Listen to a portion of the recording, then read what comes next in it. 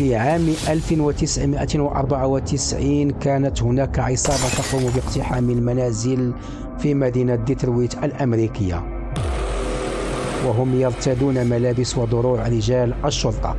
عادة ما كانوا يستهدفون المنازل التابعة لتجار المخدرات والعصابات الأخرى، وعندما كانوا يقتحمون المنزل مرتدين ملابس الشرطة كان المجرمون داخل المنزل يظنون أنهم شرطة حقيقية وبالتالي لا يقاومون. مع مرور الوقت تصاعدت عمليات العصابة وازداد العنف الذي يستخدمونه في عمليات الاقتحام. هنا تدخل مكتب التحقيقات الفيدرالي FBI في القضية وحاولوا الكشف عن الأشخاص الذين يقومون وراء هذه العصابة، وواجهوا مفاجآت لم يكونوا يتوقعونها. لم يكن مكتب التحقيقات الفيدرالي يعرف في ذلك الوقت ما إذا كانت هذه العصابة مجرد مجرمين يتنكرون في زي رجال الشرطة أم أنهم فعلا رجال شرطة فاسدون أو سابقون. هذه القصة هي قصة بوليسية من الدرجة الأولى، وسنشاهد فيها أحداثا مشوقة ومطاردات بين مكتب التحقيقات الفيدرالي وأفراد العصابة. فتابعوا القصة واستمتعوا.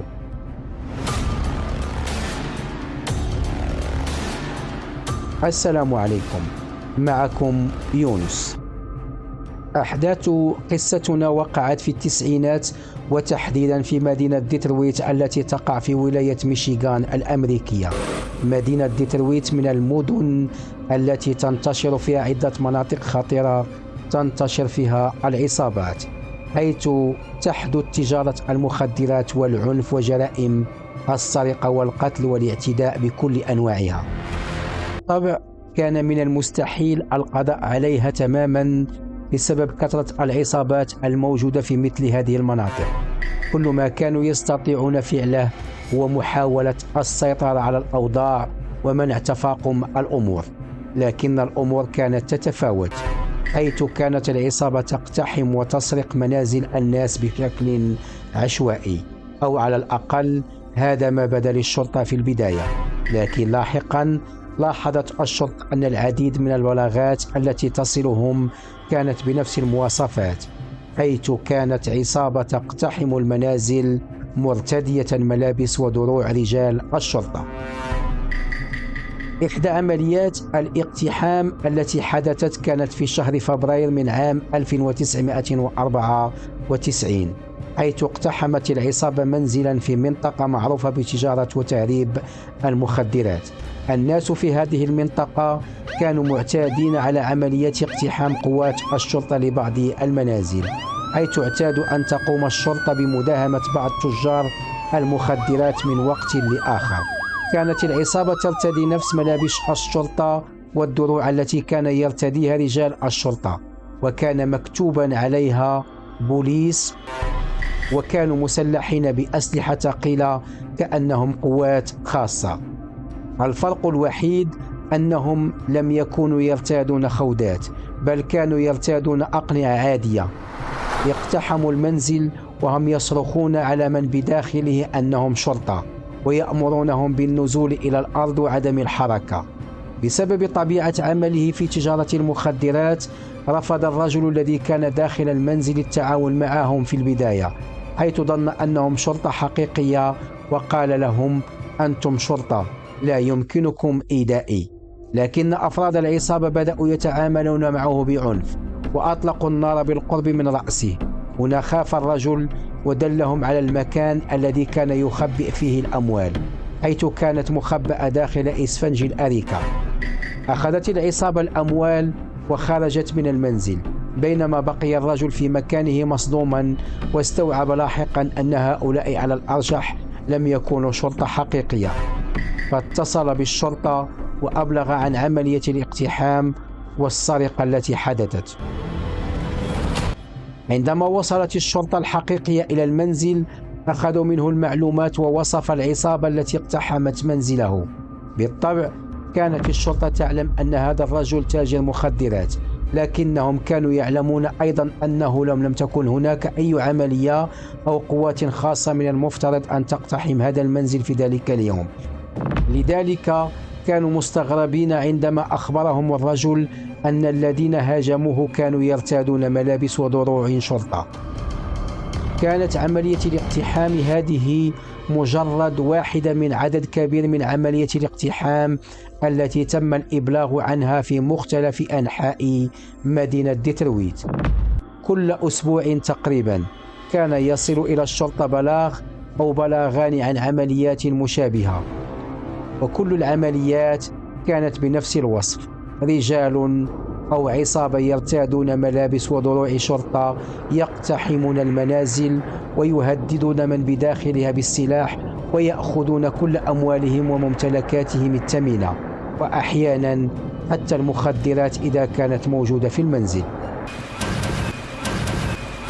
معظم المنازل التي كانوا يقتحمونها كانت تخص تجار المخدرات، لكننا لا نتحدث عن تجار مخدرات كبار، بل عن تجار صغار أو متوسطين يعيشون في الأحياء الفقيرة أو الأحياء التي تنتشر فيها الجريمة. لكن العصابة لم تكن تستهدف فقط منازل تجار المخدرات، بل كانت أحيانا تستهدف منازل أشخاص عاديين، وبعض هؤلاء الأشخاص كانوا كبارا في السن أو نساء، وكان أفراد العصابة يتعاملون معهم بنفس العنف الذي يتعاملون به مع تجار المخدرات والمجرمين، بل إنهم اعتدوا على بعض النساء أيضا. لذلك لا تظن أننا نتحدث عن عصابة شريفة تستهدف فقط المجرمين وتجار المخدرات، بل كانت تستهدف أبرياء أيضا. هدفهم الرئيسي كان دائما المال، وعلى الأرجح كانوا يعلمون أن المال النقدي يتواجد بكثرة عند تجار المخدرات في هذه المناطق، وهذا هو سبب استهدافهم لتجار المخدرات، وليس لأن لديهم روح شرف أو رغبة في تطهير المجتمع. بدأت عمليات العصابة هذه والاقتحامات التي كانوا ينفذونها تزداد وتتصاعد بشكل كبير، وخلال عدة أشهر فقط أحصت الشرطة أكثر من 50 عملية اقتحام وسرقة منازل، كلها كانت تقريبا بنفس المواصفات. هنا أدركت الشرطة أنه يجب تشكيل قوة خاصة للتعامل مع هذه الحالة، ومن هنا تم إنشاء فريق مهام خاص. هذا الفريق كان مكونا من محققين وضباط من شرطة ديترويت المحلية، بالإضافة إلى عملاء ومحققين من مكتب التحقيقات الفيدرالي FBI، وكانوا سيتعاونون معا لمحاولة الكشف عن هذه العصابة والأشخاص الذين يقفون وراءها. في البداية، بعد أن درس المحققون حالات الاقتحام التي حدثت خلال الأشهر الماضية، لاحظوا أن أسلوب العصابة في الاقتحام كان مشابها جدا لأسلوب قوات الشرطة والقوات الخاصة، أي أن العصابة لم تكن فقط ترتدي ملابس الشرطة، بل كانت تقلدهم أيضا في أساليب الاقتحام والسيطرة على المكان الذي يدخلونه. عندما رأى المحققون أن الوصف متطابق في كل العمليات، أدركوا على الفور أن هذه عصابة واحدة هي المسؤولة عن كل عمليات الاقتحام هذه. في البداية كانوا يظنون أنه قد تكون هناك أكثر من عصابة تنفذ العمليات بنفس الأسلوب أو بأساليب متشابهة، لكن عندما درسوا الحالات عن قرب عرفوا أن هذه عصابة واحدة، وقدروا أن عدد أفراد العصابة يتراوح بين 8 أشخاص، حيث أفاد الشهود أن عملية الاقتحام كانت تنفذها مجموعة تراوح بين 4 إلى 8 أشخاص. بدأ المحققون في محاولة جمع المزيد من المعلومات، فذهبوا إلى منازل بعض الضحايا وأجروا معهم مقابلات، لكن المشكلة الكبيرة كانت أن معظم ضحايا هذه العصابة هم تجار مخدرات خارجون عن القانون، مما جعل من الصعب الحصول على معلومات دقيقة منهم. كان الضحايا من المجرمين مترددين في التحدث إلى الشرطة أو تقديم أي معلومات قد تساعدهم، لم يرغبوا في إيقاع أنفسهم في المشاكل أو الكشف للمحققين أنهم أيضا من تجار المخدرات. لكن المحققين كانوا على علم بالفعل بأن معظم هؤلاء الأشخاص هم من تجار المخدرات، إلى أنهم كانوا مجرد تجار صغار، ولذلك لم يكن المحققون مهتمين بهم بشكل كبير. كان المحققون يخبرونهم بأنهم على علم بما يفعلونه، وأنهم ليسوا هنا لإدانتهم أو القبض عليهم، بل كان تركيزهم على عصابة خطيرة تسبب الأذى للكثير من الناس، بما في ذلك اعتداءات عنيفة على بعض الأفراد وحتى على نساء تعرضن للاعتداء. في البداية كان تجار المخدرات الصغار مترددين بعض الشيء، ولكن عندما أدركوا أن المحققين كانوا مهتمين فقط بالعصابة الخطيرة بدأوا في التعاون. كان المحققون يطرحون عليهم الأسئلة ويحاولون الحصول على أي معلومات قد تكون مفيدة، ومع ذلك لم تكن هناك معلومات مفيدة جدا، حيث كان أفراد العصابة حذرين للغاية ولم يتركوا أي أدلة تشير إليهم أو تسمح لأحد برؤية وجوههم. استمرت عملية الاقتحام والسرقات، وفي بعض الأحيان كانت تحدث حوادث عنيفة تؤذي أشخاصا أبرياء. على سبيل المثال، دخل أفراد العصابة عن طريق الخطأ منزل عجوز مسكينة وكسروا ذراعها أثناء استجوابها وتهديدها للكشف عن مكان المخدرات والأموال، على الرغم من أنها لم تكن لها أي علاقة بالموضوع. وفي حالة أخرى اقتحموا منزلا كان يعيش فيه وابنتها واعتدوا عليهما. كانت هناك عدة حالات مماثلة تعرضت فيها نساء للاعتداء من قبل هذه العصابة. عندما رأى المحققون وخاصة كبار السن والنساء يتعرضون للأذى، زادت عزيمتهم على كشف هذه العصابة والقبض عليها. بدأ المحققون وفريق المهام الخاص بالتحقيق في احتمال أن يكون أفراد العصابة من عناصر الشرطة، أو على الأقل كانوا شرطيين في الماضي، نظرا لأن طريقة تنفيذهم للاقتحامات كانت تشبه عملية الاقتحام التي تنفذها الشرطة أو القوات الخاصة. بدأوا بالبحث في ضباط الشرطة الذين تم فصلهم في السنوات الماضية بسبب قضايا الفساد أو السرقة أو الرشوة، خاصة أولئك الذين عملوا في قضايا المخدرات، حيث كان من المحتمل أن يكونوا على علم بتجار المخدرات ويعرفون كيفية استهدافهم. ومع ذلك بعد فترة من البحث لم يعثروا على أي دليل، واستبعدوا في النهاية احتمال أن يكون أفراد العصابة من عناصر الشرطة، سواء الحاليين أو السابقين، خاصة لأن العصابة كانت تنفذ عملياتها بطرق عنيفة، وهو ما يتعارض مع سلوك الشرطة حتى الفاسدين منهم. بذل المحققون وفريق المهام كل جهدهم لتتبع هويات أفراد العصابة، لكن الأمر كان صعبا للغاية. على الرغم من فحص المنازل التي تم اقتحامها وإجراء مقابلات مع الضحايا، لم يتم العثور على أي معلومات. لكن الحظ تغير في ليلة 26 يوليوز من عام 1994 عندما تلقى الشرطة بلاغا عن حادث تبادل لإطلاق النار بين عدة أشخاص.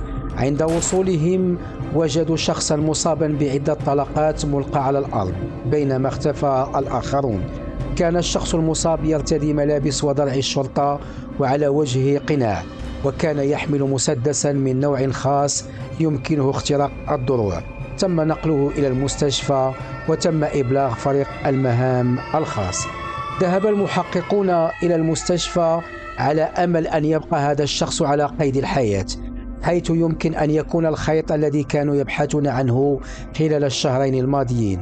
من خلال فحص البصمات تم التعرف على هويته، وكان اسمه دانتي جارينسون. عندما استيقظ أخيرا بدأ المحققون في استجوابه على الرغم من إصاباته البليغة. وافق دانتي على الإجابة على أسئلتهم، وقال إنه كان على علم بحادث تبادل إطلاق النار، لكنه كان لا يزال يشعر بالتعب والدوار بسبب إصاباته. كان دانتي متعبا ويحتاج إلى الراحة، ومن خلال تقديراتهم لحالته النفسية والعاطفية وطريقة تجاوبه معهم شعروا أنه قد يكون مستعدا للتعاون.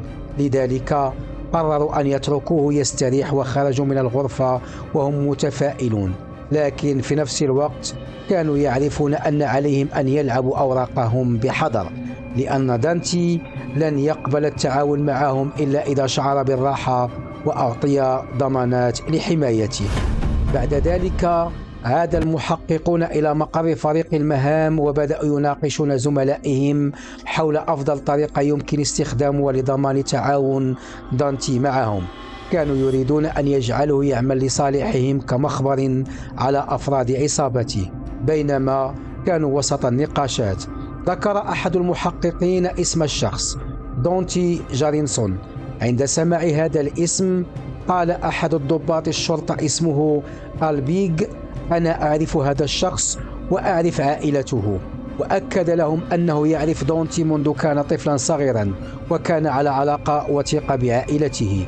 شعر باقي الفريق بالتفاؤل الكبير عندما سمعوا ذلك وأدركوا أن الحظ بدأ يبتسم لهم. عرفوا على الفور أن الضابط بيغ هو الشخص الأنسب الذي يمكنه التقرب من دانتي وإقناعه بالتعاون معهم. وبالفعل قام الضابط بيغ بالتحدث مع دونتي واستغل علاقته بعائلته ليكسب ثقته ويقنعه بالعمل معهم. في البداية رفض دونتي التعامل إلا بعد أن طلب منهم ضمان حمايته من أي ملاحقة قانونية. وافق المحققون على طلبه وقالوا له إنه سيكون معفى من جميع التهم، ولكن بشرط أن يساعد في الوصول إلى كل فرد من أفراد عصابته. وافق دونتي واعترف بأنه واحد من أفراد هذه العصابة التي كانت تقتحم البيوت وتتظاهر بأنها من رجال الشرطة باستخدام أساليبهم. ثم سأل المحققون دونتي عن حادث إطلاق النار وكيف أصيب، فروى لهم القصة كاملة، قائلا إنهم كانوا يخططون لمداهمة منزل استهدفوه لأنه كان يستخدم عصابة للمخدرات. في اليوم الأول قاموا بمراقبة المنزل والتحقيق فيه، حيث راقبوه من أماكن قريبة حول المنزل قبل ليلة الهجوم. لكن يبدو أن أحد أفراد عصابة المخدرات رآهم وهرب قبل أن يتمكنوا من الإمساك به. في الليلة التالية اعتقدوا أن بإمكانهم العودة ومداهمة المنزل مرة أخرى، لكن أفراد عصابة المخدرات كانوا مستعدين مسلحين وجاهزين للاشتباك. عندما حاول دونتي وجماعته اقتحام البيت تعرض لإطلاق نار مباشرة وأصيب ب5 طلقات في أماكن مختلفة من جسمه. أما أصدقاؤه الذين كانوا خلفه فقد هربوا فور إصابته ولم يحاولوا الدفاع عنه أو إنقاذه. دونتي وهو مصاب بشدة حاول الهرب، لكنه لم يستطيع الابتعاد بسبب شدة إصابته فسقط على الأرض. بعد ذلك وصلت الشرطة ونقلته إلى المستشفى. هذه هي القصة التي رواها دونتي للشرطة، وكانت واحدة من الأسباب الرئيسية التي دفعته للتعاون معهم. لقد شعر بالإحباط الشديد لأن أصدقائه تركوه وحده وهو مصاب ولم يحاولوا حتى إنقاذه أو الدفاع عنه. شعر أنهم خانوه قبل أن يفكر هو في خيانتهم. بعد أيام قليلة تعافى دونتي بعض الشيء وسمح له الأطباء بمغادرة المستشفى. أخذه فريق المهام إلى منزل آمن، وهو أحد المنازل السرية التي تستخدمها مكتب التحقيقات الفيدرالي FBI.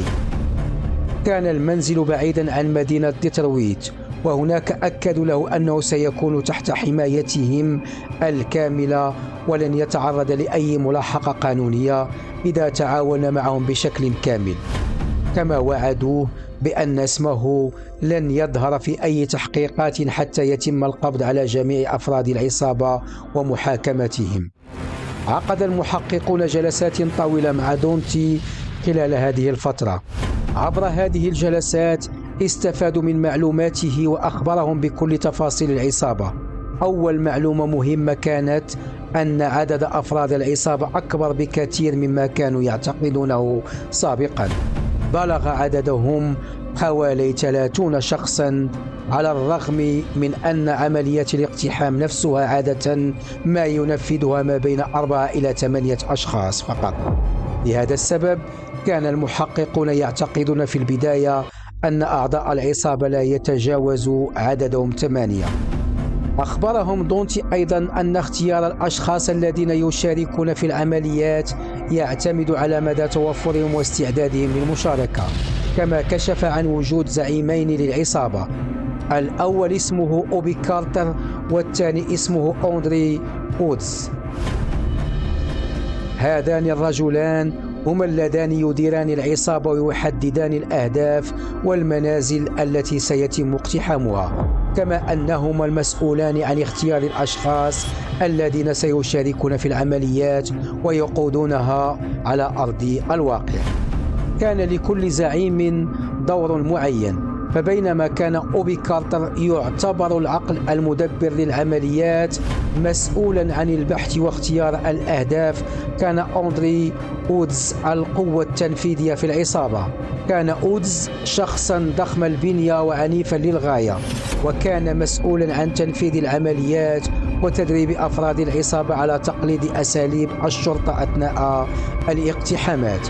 علاوة على ذلك كان وودز مسؤولا عن التعامل العنيف مع الضحايا، خاصة النساء، وإذا رفض أحد الضحايا التعاون كان يعذبه بوحشية حتى يحصل منه على المعلومات التي يحتاجها. بعد كل عملية كان أفراد العصابة يتجمعون ويقسمون الأموال والغنائم فيما بينهم. إذا كانت هناك مخدرات ضمن الغنائم يتم بيعها وتوزيع الأرباح. كانت الأرباح توزع بالتساوي بين جميع المشاركين في العملية، وهذه كانت واحدة من القوانين الأساسية للعصابة لضمان عدم وجود أي مشاكل داخلية بسبب الطمع. من خلال اعترافات دونتي تمكن المحققون من الحصول على هويات وتفاصيل معظم أفراد العصابة الذين كانوا في الغالب من أصحاب السوابق الجنائية، كما علموا بالأماكن التي تتجمع فيها العصابة والبيوت التي يستخدمونها كمقرات. أرسل المحققون فرق مراقبة لمراقبة تحركات أفراد العصابة، وجمعوا أكبر قدر ممكن من الأدلة لاستخدامها في المحكمة ضد أفراد العصابة. كانوا ينزلون بسرعة ويحيطون سيارة العصابة من كل الاتجاهات بدون أن يعطوا أفرادها أي فرصة لإطلاق النار أو الاشتباك معهم. هذه كانت الخطة باختصار.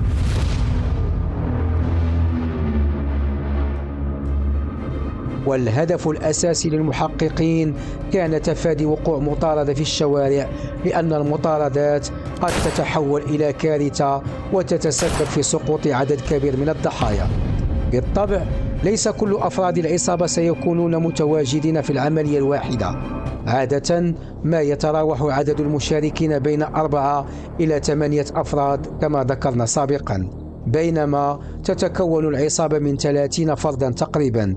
حتى لو اعتقلت الشرطة من 4 إلى 8 منهم، فمن المرجح أن يتمكنوا من إجبارهم على الاعتراف على الآخرين، خصوصا أنهم سيتم القبض عليهم متلبسين بالجرم المشهود، وبالتالي تستطيع الشرطة أن تهددهم بأحكام طويلة الأمد إذا لم يتعاونوا معهم. الآن المهمة المتبقية هي أن يجد المحققون الفرصة المناسبة لتنفيذ العملية. لا بد من انتظار أحد عمليات العصابة. وبعد أسابيع من المراقبة والتخطيط، سمع المحققون أفراد العصابة يتحدثون عن عمليات جديدة وكبيرة ستشارك فيها مجموعة كبيرة من أفراد العصابة. هذه كانت الفرصة التي كانوا ينتظرونها. بحسب المكالمات بين أفراد العصابة، فإن العملية ستجرى بتاريخ 11 نوفمبر 1994، وهدفهم كالعادة سيكون واحدا من بيوت تجار المخدرات، ولكن أفراد العصابة لم يذكروا موقع البيت بدقة في مكالماتهم، مما يعني أن ضباط المراقبة الذين يتبعون العصابة على الأرض سيتعين عليهم معرفة الموقع المستهدف، أو على الأقل المنطقة التي ستقع فيها العملية. فعلا. وفي اليوم التالي تمكن ضابط المراقبة من تعقب شخصين من أفراد العصابة أثناء استكشافهم للمنطقة التي ستجري فيها العملية. كان يتأكدان من الشوارع والطرق والمخارج والمداخل، فالعصابة كانت تخطط لعملياتها بشكل دقيق ولم تكن عشوائية، خاصة بوجود زعيمهم والعقل المدبر أوبيكار. الآن أصبح لدى المحققين تقريبا جميع المعلومات التي يحتاجونها، وبقي فقط التنسيق مع أفراد القوات الخاصة الذي سيقوم بتنفيذ عملية الاعتقال. لذا قاموا بإعداد أفراد القوات الخاصة وأعطوهم كافة المعلومات المتوفرة لديهم. أكدوا لهم أن أفراد العصابة عنيفون للغاية ومسلحون بأسلحة خطرة، وأنهم يرتادون نفس الدروع التي ترتديها الشرطة. ولإظهار مدى خطورة هؤلاء الأشخاص قاموا بتشغيل تسجيلات للمحادثات التي جرت عندما رأى أفراد العصابة رجال الشرطة المتخفيين. كان واضحا في التسجيل أن أفراد العصابة مستعدون لقتل الشرطة دون أي تردد. لذلك تم تشغيل هذا التسجيل أيضا لأفراد القوات الخاصة ليوضحوا لهم مدى خطورة هؤلاء الأشخاص، وأنهم لن يترددوا في قتلهم حتى ولو كانوا ضباط شرطة. لذلك كان يجب أن يكون أفراد القوات الخاصة واعين لهذا الأمر تماما وجاهزين تماما ليلة العملية المرتقبة، وهي ليلة 11 نوفمبر. في تلك الليلة كانت كل الفرق الأمنية مستعدة تماما. ضباط المراقبة كانوا منتشرين حول عدة بيوت ومقرات للعصابة، وكل واحد منهم كان يحاول رصد أي تحركات تشير إلى نشاط أفراد العصابة. وفي أحد البيوت لاحظ ضابط المراقبة الذي كان يراقب ذلك البيت تحركات غير طبيعية. شاهد 6 أفراد يخرجون من المنزل ومعهم أسلحتهم ويرتدون دروعهم وأقنعتهم والملابس التي تشبه ملابس الشرطة والتي يستخدمونها عادة في عملياتهم. ثم ركبوا في سيارة الفان الخاصة بهم التي يستخدمونها دائما وتحركوا على الأرجح نحو البيت المستهدف. فورا تبعهم ضابط المراقبة واستمر في تتبع السيارة حتى توقفت عند منزل معين. من الواضح أن هذا هو البيت المستهدف. فورا قام الضابط بإبلاغ مركز العمليات بأن العصابة بدأت تنفذ عملياتهم داخل المنزل الآن، وأعطى الموقع الدقيق للبيت. مركز العمليات أبلغ فريق القوات الخاصة بالتوجه إلى الموقع باستخدام سيارة الإسعاف. بعد فترة قصيرة ظهر أفراد العصابة وهم يحملون غنائمهم وركضوا إلى سيارتهم الفان، وعددهم كان 6 أشخاص. انطلقوا بالسيارة نحو الشارع، وفورا أبلغ الضابط المراقب فريق القوات الخاصة. تحركت القوات الخاصة بسيارة الإسعاف وظلوا يقتربون من الفان حتى صاروا خلفها مباشرة. هنا كان من المفترض أن يحيطوا بالعصابة باستخدام سيارة الإسعاف لتبطئ حركة سيارتهم، ولكن في اللحظة الأخيرة يبدو أن سائق الفان لاحظ شيئا غريبا واضطر إلى الضغط على دواسة الوقود. انطلقت الفان وهربت من القوات الخاصة. للأسف سيارة الإسعاف لم تستطع الانطلاق بسرعة مثل الفان، فهي سيارة ثقيلة جدا، بالإضافة إلى أن عدد الركاب فيها كان أكثر من 20 ضابطا. هكذا تمكنت العصابة من الهرب بسهولة. فريق المهام كان يعرف أن فرصتهم للقبض على العصابة قد ضاعت، لأنه من المحتمل أن تتوقف العصابة عن كل عملياتها لفترة غير محددة. لكن بجانب سيارة الإسعاف كان هناك سيارتان موجودتان في الموقع. الأولى كان يقودها ضابط يدعى ستيف ميلر، وهو ضابط المراقبة الذي كان يتبع العصابة منذ بداية العملية. أما السيارة الثانية فكانت تابعة للقوات الخاصة وكان فيها ضابطان آخران. هاتان السيارتان بدأتا بمطاردة سيارة العصابة. إذن 3 ضباط فقط كانوا يطاردون العصابة التي يبلغ عددها 6 أفراد. فجأة انقلبت الموازين لأن الغالبية العظمى من الضباط كانوا داخل سيارة الإسعاف التي تأخرت. خلال المطاردة فتح أفراد العصابة الباب الخلفي لسيارتهم وأطلقوا النار على السيارتين اللتين تلاحقهما. ضباط القوات الخاصة الذين كانوا في إحدى السيارات بدأوا في الرد على إطلاق النار، وهذا هو ما كان المحققون يتمنون ألا يحدث. استمرت المطاردة لفترة، ثم فجأة وبشكل غير مفسر توقفت سيارة الفان في منتصف الشارع.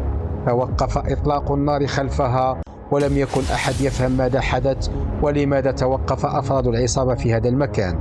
فجأة الضباط طبعا كانوا جالسين داخل سيارتهم وهم في حالة ترقب، وقد أعدوا أسلحتهم موجهة نحو الفان. فجأة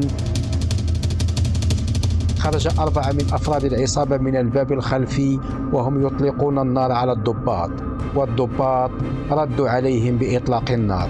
هؤلاء 4 حاولوا الهروب بالضابط ستيف ميلر الذي كان هو المراقب. غريزته دفعته لملاحقة 4 الذين هربوا، وكان يعتقد أن ضباط القوات الخاصة الموجودين في السيارة الثانية سيفعلون نفس الشيء ويحاولون ملاحقة 4 الهاربين. لكن ضباط القوات الخاصة بقوا بجانب الفان لأن هناك شخصين أمامهم، فوجهوا أسلحتهم نحوهم وأمروهم بالنزول من السيارة، لكن السائق ومرافقه لم يستجيبوا لهم، وفجأة تحركوا بالفان مرة أخرى بأقصى سرعة. ثم عاد الضباط إلى سيارتهم واستمروا في مطاردة الفان. في هذه اللحظة أصبح الضابط ستيف ميلر بمفرده يلاحق الهاربين 4، وهو يعتقد أن هناك دعما قادما خلفه. لم يكن مستوعبا أنه وحده. أحد أفراد العصابة الذين كان ستيف يلاحقهم اختبأ خلف الجدار وكان يخطط لنصب كمين له. أما ستيف فكان لا يزال يركض وهو يعتقد أنه الصائد وأنهم الفريسة، ولم يكن يعرف أنه ذاهب إلى فخ. فجأة عندما وصل إلى الجدار أطلق عليه رجل العصابة النار من مسافة قريبة، لكن ستيف رد عليه بسرعة وهو يبتعد عنه. والشيء العجيب أن ستيف لم يصب بأي رصاصة. تخيلوا ذلك، رغم أن رجل العصابة أطلق عليه النار من مسافة 0. وحتى الآن يقول ستيف إنه يشعر بالدهشة من عدم إصابته في هذه المواجهة. بعد ذلك اختبأ ستيف أيضا خلف الجدار، وفي تلك اللحظة فقط استوعب أنه كان وحده وأن الضباط الآخرين غير موجودين حوله. انتظر في مكانه فترة من الزمن لأنه أدرك أنه يواجه 4 أشخاص بمفرده، وكان خائفا من أنهم قد نصبوا له كمينا لو حاول ملاحقتهم أو الاقتراب منهم أكثر. بعد دقائق قليلة وصل الدعم أخيرا، حيث جاء ضباط إضافيون لمساندته. في هذه الأثناء بدأ الضباط من كل مكان بالتوجه إلى المنطقة، فتحرك ستيف ومعه باقي الضباط وهم يبحثون عن أفراد العصابة 4. ولكن وللأسف كانت هذه الدقائق كافية لتمكينهم من الهرب، إلا إذا كانوا قد أصيبوا بجروح خطيرة. وبالفعل بعد البحث وجدهم ستيف وزملاؤه. واحد من أفراد العصابة كان ملقى على الأرض، وكان واضحا أنه أصيب إصابة شديدة. اقترب ستيف منه وفحصه ليكتشف أنه ميت. تمكن ستيف من قتله رغم أنه كان يرتدي درعا واقيا. الضباط بما فيهم ستيف كانوا تلك اللحظة مسلحين بأسلحة تطلق طلقات قادرة على اختراق الدروع، كما هو الحال مع أفراد العصابة. وبعد ذلك اكتشفوا أن هذا الرجل الميت لم يكن شخصا عاديا، بل كان أوبي كارتر زعيم العصابة المتبقي. أما بالنسبة للفان وسيارة القوات الخاصة التي كانت تطاردها، فقد توقفت الفان فجأة على جانب الطريق. الضباط لم يكونوا يعرفون لماذا توقفت الفان مرة أخرى. هل نفذ الوقود أم تعرضت لعطل معين؟ لم يكونوا متأكدين تماما، ولكن في كل الأحوال نزل الشخصان اللذان كانا داخل الفان، أحدهما استسلم فورا بينما الآخر حاول الهرب. وصل بعض محققي FBI إلى المكان في تلك اللحظة وبدأوا في مطاردة الهارب على أقدامهم، وبعد مطاردة قصيرة وجدوا الهارب ملقى على الأرض. هذا الهارب كان سائق الفان، وعلى ما يبدو كان مصابا إصابة شديدة، ربما يفسر التوقفات المفاجئة التي كانت تحدث أثناء المطاردة. ورغم إصابته الشديدة نجا لاحقا في المستشفى. بهذه الطريقة تمكنت الشرطة من اعتقال فردين من أفراد العصابة، واحد استسلم والآخر كان مصابا، أما الزعيم أوبي كارتر فقد مات، وتمكن 3 من الهرب. تواصل المحققون مع عدة مستشفيات لسؤالهم عما إذا كانت قد وصلتهم حالات لأشخاص مصابين برصاص، وفعلا أبلغهم أحد المستشفيات أن شخصا قد وصلهم وكان مصابا بعدة طلقات. هذا الشخص كان أيضا من أفراد العصابة الذين تم القبض عليهم، وبذلك بقي فردان فقط من أصل 6 أفراد تمكنوا من الفرار من الشرطة. تمكن الضباط من الإمساك ب3 أفراد من العصابة، 2 منهم كانوا مصابين. في نفس الوقت قامت فرق أمنية من FBI والشرطة والقوات الخاصة باقتحام عدة منازل ومقرات تابعة للعصابة. داخل هذه المنازل عثروا على غنائم وأغراض مسروقة تربط العصابة بعمليات اقتحام المنزل، مثل المجوهرات والملابس التي أبلغ عنها أصحاب المنازل التي تعرضت للسرقة. كما عثروا في منازل العصابة على عدد من الأسلحة الثقيلة التي كانوا يستخدمونها، بالإضافة إلى أقنعة ودروع وملابس تخص الشرطة. كل هذه الأدلة يمكن أن تساعد المحققين في بناء قضية أقوى ضدهم، لكن الأكثر أهمية كان الاعتراف والتآزر لأفراد العصابة الذين تم القبض عليهم. جلس المحققون معهم وقالوا لهم: أنتم الآن في موقف صعب، لقد تم ضبطكم متلبسين بالجرم المشهود وحاولتم إطلاق النار على رجال الشرطة. هذه التهم ستؤدي إلى الحكم عليكم بالسجن مدى الحياة، لكن أي واحد منكم يتكلم أولا ويتعاون معنا قد يتمكن من الحصول على حكم مخفف. بهذه الطريقة تمكن المحققون من إقناع أفراد العصابة بالكلام وكشف هوية بقية أصدقائهم.